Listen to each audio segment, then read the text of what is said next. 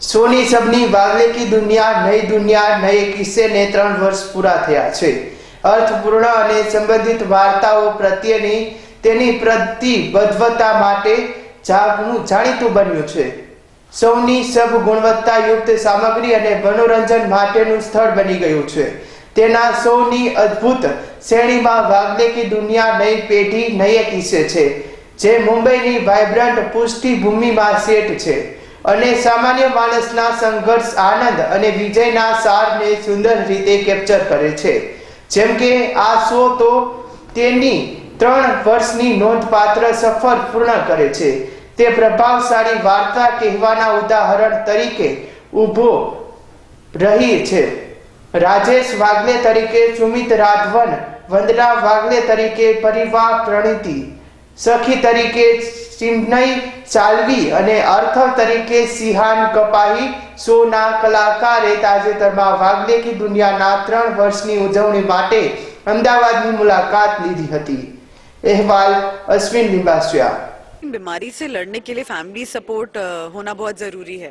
तो हमने ऐसा दिखाया था कि आधी बीमारी आप तब जीते हैं जब आपके पास अपने परिवार का, अपने दोस्तों का, अपने पड़ोसियों का प्यार, अपना उनका साथ होता है, तो आप मेंटली पॉजिटिव सोचते हैं। तो वो आई थिंक कैंसर जैसी बीमारी में जो आपको इतना टेस्ट करती है, आपकी सोच पॉजिटिव रहना बहुत ज़रूरी है और लोगों का साथ मिलना बहुत ज़रूरी है, क्योंकि कभी कभी बहुत कमज़ोरी महसूस होती है।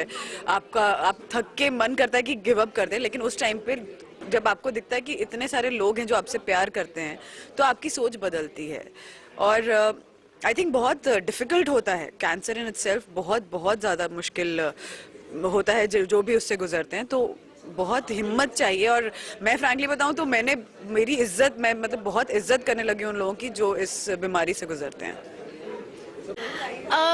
जब सीरियस कोई सीन होता है या इमोशनल सीन होता है तो ट्रस्ट मी, वो जब पढ़ते हैं ना, मतलब जब पहले हमें स्क्रिप्ट मिलती है सुबह, तो जब पढ़ते टाइम ही ना उस इमोशन के साथ हम जब रीड करते हैं तभी वो समझ में आ जाता है कि इसका सूर क्या है।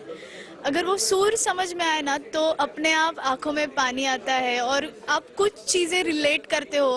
और वो इतना इम्पैक्टफुल होता है, वो राइटर्स का राइटिंग इतना इम्पैक्टफुल होता है कि वो हो जाता है। हम बहुत मस्ती करते हैं एक्चुअली, कुछ चीज़ें हम बता नहीं सकते, क्योंकि सेट पे मैं और सुमित दादा हम तो फुल टाइम मस्ती के जोन में ही रहते हैं। मतलब सीरियस जब पढ़ना हो तो एक साथ स्क्रिप्ट लेके अलग अलग जाके हम पढ़ते रहते हैं, लेकिन मस्ती शिहान, मैं, जैसे सीरियल में अथर्व और सकी का बैंटर होता है, वैसे ही सेम रियल लाइफ में शिहान और मेरा बैंटर है। मतलब अगर वो कुछ करे, वो जाके बस ऐसे पोक करता है तो उसको भाग भाग के जाके उसको पोक करना होता है। तो ऐसे बहुत सारी मस्तियाँ होती है।